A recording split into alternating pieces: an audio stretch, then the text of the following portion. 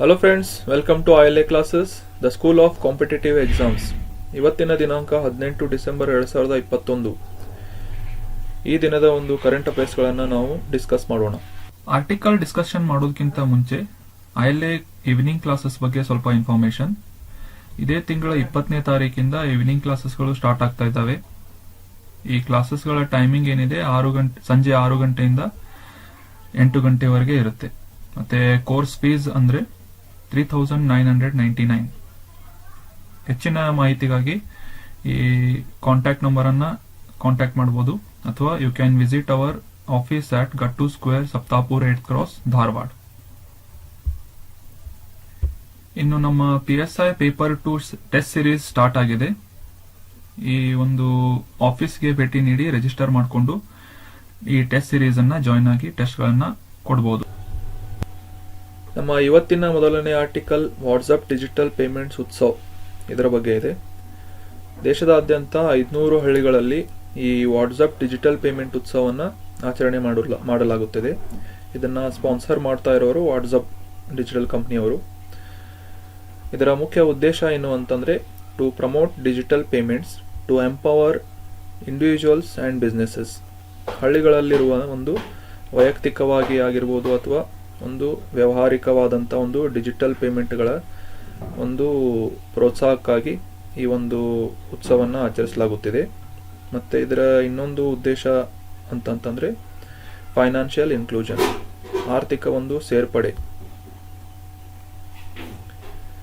To empower the villagers with access to digital payments via payments on WhatsApp. ಈ ವಾಟ್ಸಪ್ನಲ್ಲಿ ಒಂದು ಹೊಸ option ಬಂದಿರೋದು ನಿಮಗೆಲ್ಲ ಗೊತ್ತಿದೆ. ಇದರಲ್ಲಿ ನಾವು ಪೇಮೆಂಟ್ಗಳನ್ನು ಕೂಡ ಬ್ಯಾಂಕ್ ಅಕೌಂಟ್ಗೆ ಕನೆಕ್ಟ್ ಮಾಡಿ ಪೇಮೆಂಟ್ಗಳನ್ನು ಕೂಡ ಮಾಡ್ಬೋದು.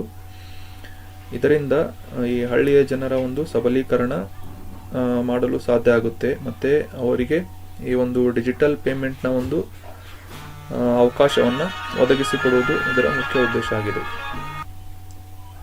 ಈಗ ಸದ್ಯಕ್ಕೆ ಒಂದು ಪ್ರಾಯೋಗಿಕವಾದ ಪೈಲಟ್ ಪ್ರೋಗ್ರಾಮನ್ನು 500 ಹಳ್ಳಿಗಳಲ್ಲಿ, ಅಂದರೆ ಕರ್ನಾಟಕ ಮತ್ತು ಮಹಾರಾಷ್ಟ್ರದ ಹಳ್ಳಿಗಳಲ್ಲಿ ಆಕ್ಸೆಲರೇಟ್ ಫೈನಾನ್ಷಿಯಲ್ ಇನ್ಕ್ಲೂಷನ್, ಈ ಫೈನಾನ್ಷಿಯಲ್ ಇನ್ಕ್ಲೂಷನ್ನ ಆಕ್ಸೆಲರೇಟ್ ಮಾಡೋದಕ್ಕೆ, ವೇಗಗೊಳಿಸುವುದಕ್ಕೆ ಕರ್ನಾಟಕ ಮತ್ತು ಮಹಾರಾಷ್ಟ್ರದ ಹಳ್ಳಿಗಳಲ್ಲಿ ಈ ಒಂದು ಡಿಜಿಟಲ್ ಉತ್ಸವವನ್ನು ಪ್ರಾಯೋಗಿಕವಾಗಿ ನಡೆಸಲಾಗುತ್ತಿದೆ.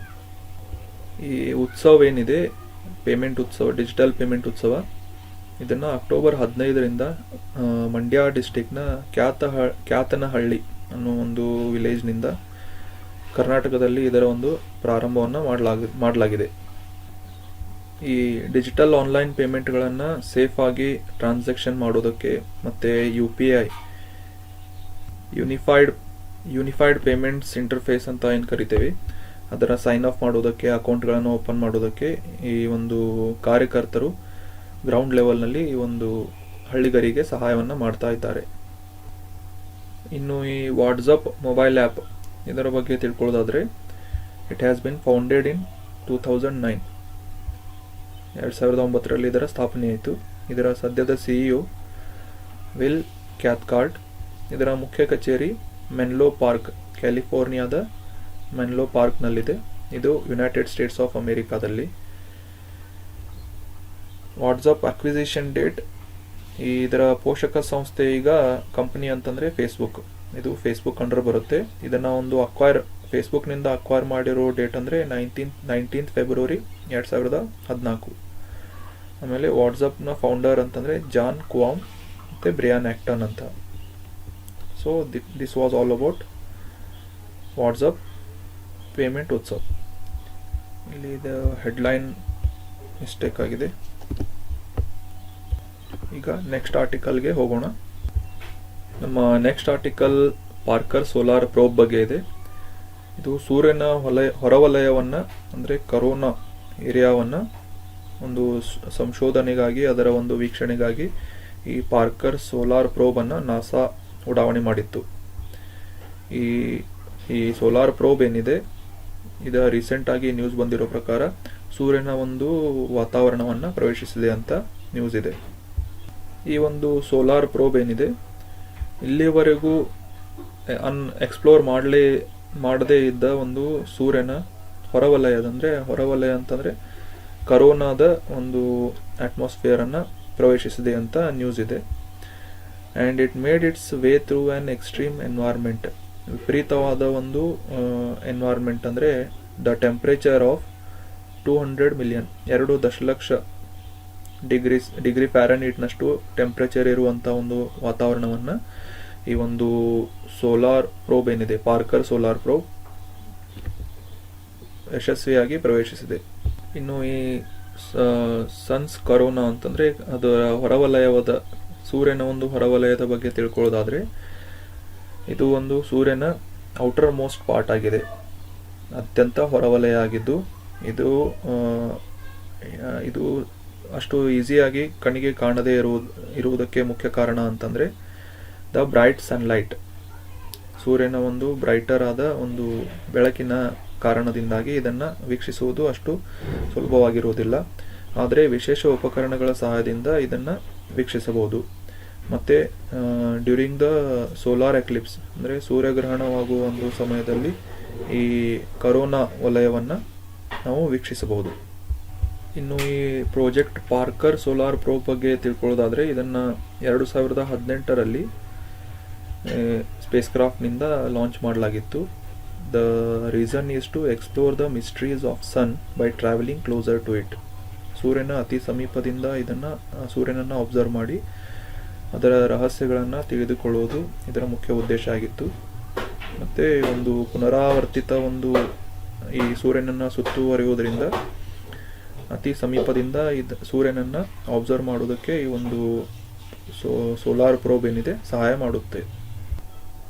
ಈ ಪಾರ್ಕರ್ ಸೋಲಾರ್ ಪ್ರೋಬ್ ಏನಿದೆ, ಅಮೆರಿಕದ ಖಗೋಳ ಭೌತಶಾಸ್ತ್ರಜ್ಞ ಯೂಜಿನಿ ನ್ಯೂಮ್ಯಾನ್ ಪಾರ್ಕರ್ ಇವರ ಒಂದು ಹೆಸರಿನ ಮೇಲೆ ಈ ಒಂದು ಸೋಲಾರ್ ಪ್ರೋಬ್ನ ಹೆಸರನ್ನು ಇಡಲಾಗಿದೆ. ಇದರ ಮುಖ್ಯ ಒಂದು ಇಂಪಾರ್ಟೆಂಟ್ ಫೀಚರ್ಸ್ ಅಂತಂತಂದರೆ, it will not melt or burn. ತೀವ್ರವಾದಂಥ ಒಂದು ಕಂಡೀಷನ್ ಅಥವಾ ತಾಪಮಾನ ಇದ್ದರೂ ಕೂಡ ಇದು ಆ ತಾಪಮಾನದಿಂದ ಯಾವುದೇ ರೀತಿ ಸುಡುವುದಿಲ್ಲ ಹಾಗೂ ಕರಗೋದಿಲ್ಲ, ಯಾಕಂದರೆ ಆ ರೀತಿ ಇದನ್ನು ಡಿಸೈನ್ ಮಾಡಲಾಗಿದೆ. And it has been custom with heat shield ಅನ್ನೋ ಒಂದು ಎಕ್ಸ್ಟ್ರಾ ಇನ್ಸ್ಟ್ರೂಮೆಂಟನ್ನು ಇದರ ಮೇಲೆ ಪ್ರೊವೈಡ್ ಮಾಡಲಾಗಿದೆ to sustain the intense light emission. ಸೂರ್ಯನ ಒಂದು ತೀವ್ರವಾದ ಬೆಳಕನ್ನು ಇದು ಕೂಡ ತಡೆಯುತ್ತೆ. It will also not allow the coronal material to touch the spacecraft. ಈ ಕರೋನಾದ ಏನು ಪ್ರದೇಶ ಇರುತ್ತೆ ಅಲ್ಲಿಯ ಒಂದು ಯಾವುದೇ ವಸ್ತುಗಳು ಇದನ್ನು ಟಚ್ ಮಾಡದೇ ಇರೋ ಹಾಗೆ ಇದನ್ನು ಪ್ರೊಟೆಕ್ಟ್ ಮಾಡುತ್ತೆ.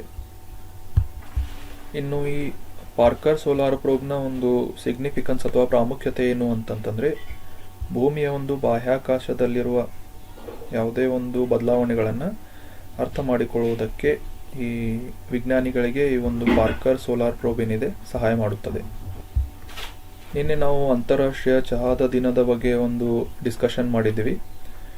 ಇವತ್ತು ಮನೋಹರಿ ಗೋಲ್ಡ್ ಟೀ ಆಫ್ ಅಸ್ಸಾಂನ ಮನೋಹರಿ ಗೋಲ್ಡ್ ಚಹಾ ಅಂತ ಒಂದು ವಿಧದ ಚಹಾ ಇದೆ. ಇದರ ಬಗ್ಗೆ ನೋಡೋಣ. ನ್ಯೂಸ್ ಏನು ಅಂತಂದರೆ, the rare variety of tea from Assam called Manohari Gold has been sold at a record-breaking price of 99,999 per kg. ಈ ಮನೋಹರಿ ಗೋಲ್ಡ್ ಟೀ ಏನಿದೆ ಇದು ನಿಯರ್ಲಿ 1 ಲಕ್ಷ ರೂಪಾಯಿ ಪರ್ ಕೆಜಿಗೆ 1 ಲಕ್ಷ ರೂಪಾಯಿ ಅಷ್ಟು ಸೇಲ್ ಆಯಿತು ಅಂತ ಅನ್ನೋದು ನ್ಯೂಸ್ನಲ್ಲಿತ್ತು. ಇದರ ಬಗ್ಗೆ ಒಂದು ಡಿಸ್ಕಷನ್ ಮಾಡೋಣ. ಈ ಮನೋಹರಿ ಗೋಲ್ಡ್ ಟೀ ಏನಿದೆ ಇದರ ಒಂದು ಮ್ಯಾನುಫ್ಯಾಕ್ಚರಿಂಗ್ ಪ್ರೋಸೆಸ್ ಕೂಡ ಅಷ್ಟೇ ಎಕ್ಸ್ಪೆನ್ಸಿವ್ ಆಗಿದ್ದು, ಒಂದು ದಿನಕ್ಕೆ ಕೇವಲ 80 ಗ್ರಾಮ್ನಷ್ಟು ಈ ಚಹಾದ ಮೊಗ್ಗುಗಳನ್ನು ತೆಗೆಯಲು ಸಾಧ್ಯವಾಗುತ್ತೆ. As compared to 20-25 kg of tea leaves plucked per day. ಈ ಸಾಧಾರಣ ಒಂದು ಟೀ ಏನಿರುತ್ತೆ ಅದರ ಮೊಗ್ಗುಗಳನ್ನು ದಿನಕ್ಕೆ 20-25 kg ಅಷ್ಟು ತೆಗೆದರೆ, ಈ ಮನೋಹರಿ ಗೋಲ್ಡ್ ಟೀ ಇದರ ಮೊಗ್ಗುಗಳನ್ನು ಕೇವಲ 80 ಗ್ರಾಮ್ನಷ್ಟು ಪ್ಲಕ್ ಮಾಡೋಕೆ ಅಂದರೆ ತೆಗೆಯಲು ಸಾಧ್ಯ ಆಗುತ್ತೆ ಅಂತ ಹೇಳ್ತಾ ಇದ್ದಾರೆ. ಅದಕ್ಕೆ ಇದು ಇಷ್ಟೊಂದು ಕಾಸ್ಟ್ಲಿ ಆಗಿದೆ.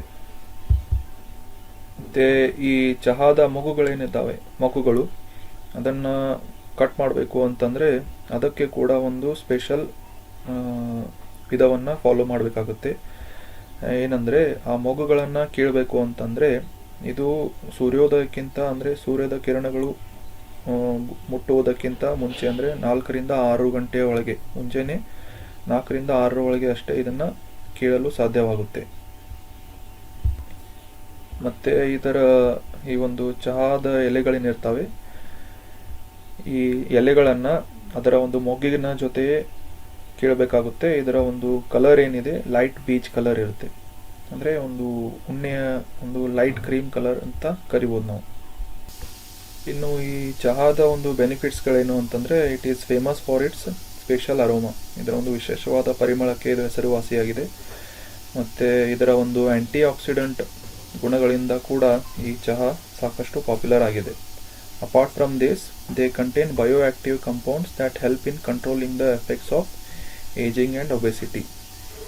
ಈ ಏಜಿಂಗ್ ಮತ್ತು ಒಬೆಸಿಟಿಯನ್ನು ಕೂಡ ಇದು ತಡೆಯಲು ಒಂದು ಎಫೆಕ್ಟನ್ನು ಕೊಡುತ್ತೆ ಅಂತ ಹೇಳ್ತಾ ಇದ್ದಾರೆ. So this was all about Manohari gold tea which is found in Assam. ನಮ್ಮ next article, Bhutan confers PM Modi with its highest civilian award. Bhutan ದೇಶ ನಮ್ಮ ಭಾರತದ ಪ್ರಧಾನಮಂತ್ರಿಯಾದ ಮೋದಿ ಅವರಿಗೆ ಹೈಯೆಸ್ಟ್ ಸಿವಿಲಿಯನ್ ಅವಾರ್ಡ್ ಅತ್ಯುನ್ನತ ನಾಗರಿಕ ಪ್ರಶಸ್ತಿಯನ್ನು ನೀಡಿ ಗೌರವಿಸಿರೋ ಬಗ್ಗೆ ಇದೆ. ನ್ಯೂಸ್ ಏನು ಅಂತಂದರೆ ಅದೇ ನ್ಯೂಸ್ ಆಗಿತ್ತು. ಅದರ ಅವಾರ್ಡ್ನ ಹೆಸರು ಗದಾಗ್ ಪೇಲ್ಗಿ ಖೋರ್ಲೋ ಅಂತ. ಈ ಒಂದು ಅವಾರ್ಡನ್ನು PM ಮೋದಿ ಅವರಿಗೆ ನೀಡಿ ಗೌರವಿಸಿದೆ. ಭೂತಾನ್ ದೇಶದ ಪ್ರೈಮ್ ಮಿನಿಸ್ಟರ್ ಲೋಟೆ ಶೆರಿಂಗ್ ಅವರು ರೀಸೆಂಟಾಗಿ PM ಮೋದಿ ಅವರಿಗೆ ಈ ಅವಾರ್ಡನ್ನು ಕೊಡುವ ಬಗ್ಗೆ ಒಂದು ಘೋಷಣೆಯನ್ನು ಮಾಡಿದ್ದಾರೆ. ಇದಕ್ಕೆ ಕಾರಣ ಏನು ಅಂತಂದರೆ ಭೂತಾನ್ ಜೊತೆ ಭಾರತದ ಒಂದು ಸ್ನೇಹಪರವಾದ ಒಂದು ಅಪ್ರೋಚ್ ಆಗಿರ್ಬೋದು, ಮತ್ತು ಮೋದಿಯವರ ಒಂದು ಆಡಳಿತದ ಕ್ರಮ, ಇದು ಒಂದು ಕಾರಣಕ್ಕಾಗಿ ಈ ಒಂದು ಅವಾರ್ಡನ್ನು ಭೂತಾನ್ನ ಪ್ರಧಾನಿಯವರು PM ಮೋದಿ ಅವರಿಗೆ ಕೊಡಲು ಘೋಷಣೆಯನ್ನು ಮಾಡಿದ್ದಾರೆ. ಭೂತಾನ್ ದೇಶದ ಪ್ರಧಾನಮಂತ್ರಿ ಭಾರತದ ಪ್ರಧಾನಮಂತ್ರಿ ಅವರ ಒಂದು ಅನ್ಕಂಡೀಷನಲ್ ಫ್ರೆಂಡ್ಶಿಪ್, ಅಂದರೆ ಯಾವುದೇ ಒಂದು ಬೇಷರತ್ತಾದ ಒಂದು ಸ್ನೇಹ, ಮತ್ತು ಕರೋನಾ ವೈರಸ್ ಈ ಒಂದು ಸಾಂಕ್ರಾಮಿಕ ರೋಗದ ಸಮಯದಲ್ಲಿ ಮಾಡಿದ ಸಹಾಯವನ್ನು ನೆನಪಿಸಿಕೊಳ್ತಾ ಈ ಒಂದು ಅವಾರ್ಡನ್ನು ಘೋಷಣೆ ಮಾಡಿದ್ದಾರೆ. ಇದಕ್ಕಿಂತ ಮುಂಚೆ ಪ್ರಧಾನಿ ಮೋದಿ ಅವರು ಇನ್ನಿತರ ಸಾಕಷ್ಟು ದೇಶಗಳಿಂದ ಒಂದು ಅತ್ಯುನ್ನತ ಅವಾರ್ಡನ್ನು ಪಡೆದಿದ್ದಾರೆ.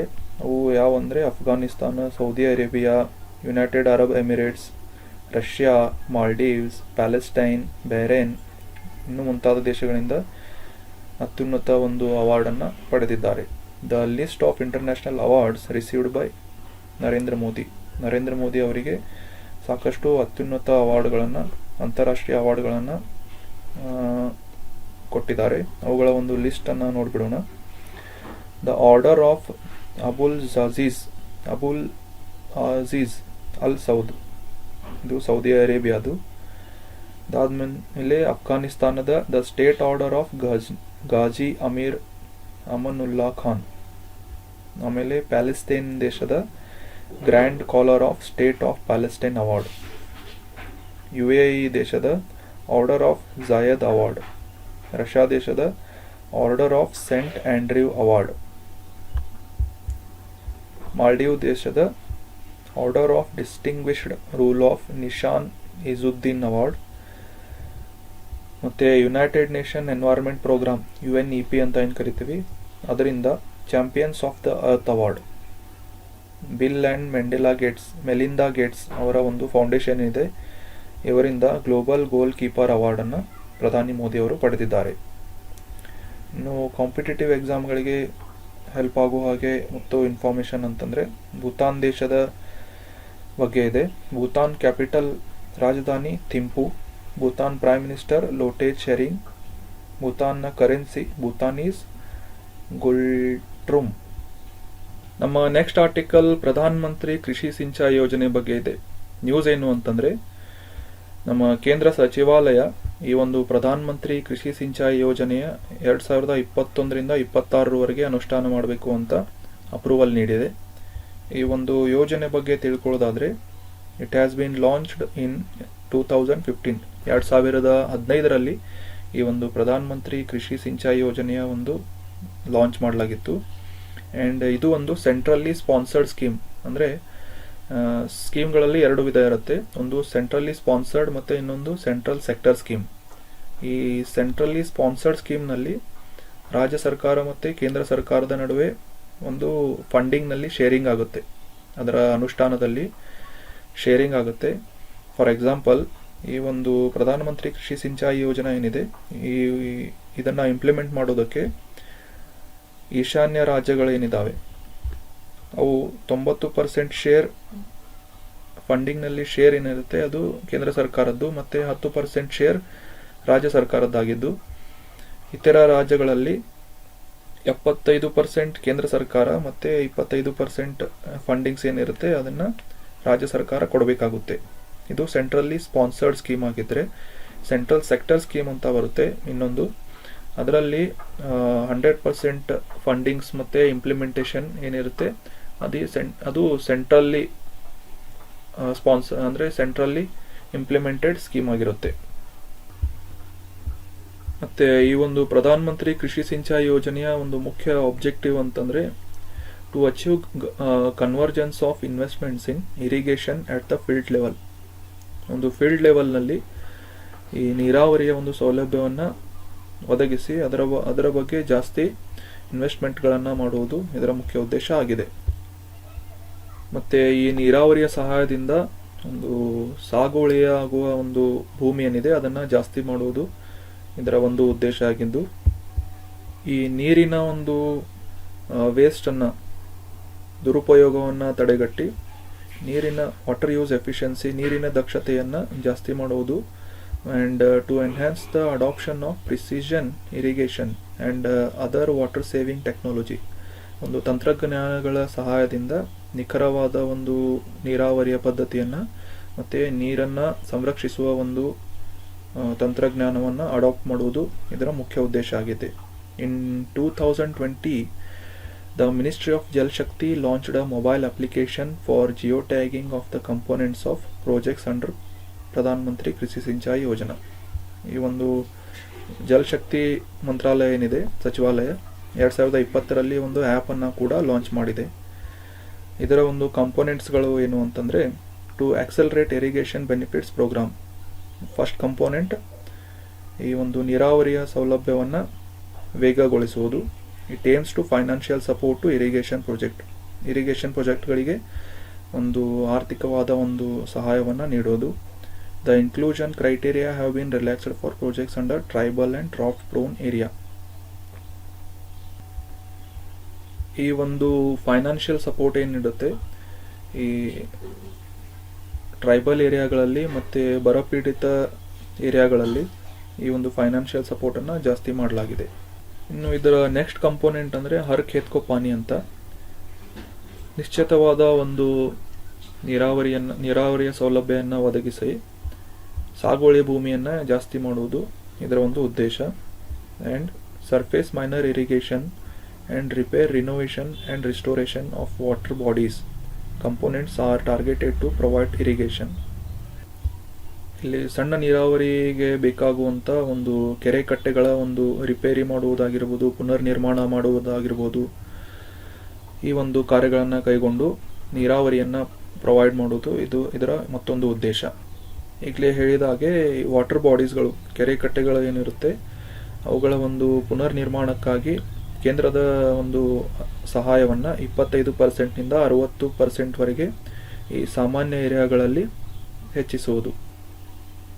ಇನ್ನು ಮುಂದಿನ ಒಂದು ಕಂಪೋನೆಂಟ್ ಅಂದರೆ ವಾಟರ್ ಶೆಡ್ ಡೆವಲಪ್ಮೆಂಟ್, ಜಲಾನಯನ ಪ್ರದೇಶದ ಒಂದು ಅಭಿವೃದ್ಧಿ. ಇದನ್ನು ಇಂಪ್ಲಿಮೆಂಟ್ ಮಾಡ್ತಾ ಇರೋರು ಡಿಪಾರ್ಟ್ಮೆಂಟ್ ಆಫ್ ಲ್ಯಾಂಡ್ ರಿಸೋರ್ಸಸ್. ಇದರ ಒಂದು ಮುಖ್ಯ ಫೋಕಸ್ ಏನಿರುತ್ತೆ ರೇನ್ ಫೆಡ್ ಏರಿಯಾಗಳಲ್ಲಿ ಮಣ್ಣಿನ ಮತ್ತು ನೀರಿನ ಸಂರಕ್ಷಣೆಯನ್ನು ಮಾಡುವುದು, ಅಂತರ್ಜಲವನ್ನು ರೀಜನರೇಟ್ ಮಾಡುವುದು, ಪುನರ್ ಸ್ಥಾಪಿಸುವುದು, ಅರೆಸ್ಟಿಂಗ್ ರನ್ ಆಫ್, ನೀರು ಹರಿದು ಹೋಗದಂತೆ ಅದನ್ನು ತಡೆಯುವುದು, extension of activities related to water harvesting and management.